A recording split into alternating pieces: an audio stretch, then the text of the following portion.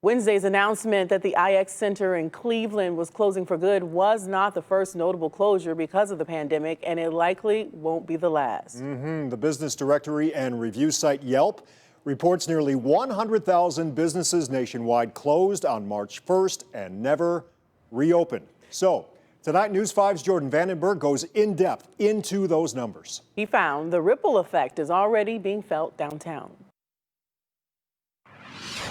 He doesn't have a secretary, and he doesn't have an office. But make no mistake, George Sabanyeris works downtown. I've been down here since 1974. And at 9th and Prospect, you'll find his sidewalk storefront. I gotta pay the bills, pay my bills at home, see how I can survive. Survival, he says, has been harder to come by. 65%, 70% down. And he's not the only one. All you have to do is look and listen. Go down the street down there, they're closed. You go that way, they're closed.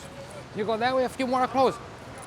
How is the restaurant gonna survive when the restaurant's gotta pay $5,000 a month just to rent, or $6,000 or $7,000, plus utilities? Restaurants have been ravaged by the pandemic and lockdowns. At the end of August, Yelp reported nearly 20,000 eateries have permanently closed. What's especially concerning is that by July, Yelp reports the number of businesses on its site that were marked as permanently closed began to outpace the number of temporary closures. This pandemic has really hurt a lot of people and a lot of businesses, whether small or large, and the fact that he could not put on any shows.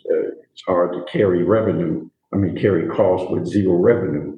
And so that's just part of the negative impact of this pandemic. Look no further than Playhouse Square, full of life this time in 2019, oddly quiet in 2020.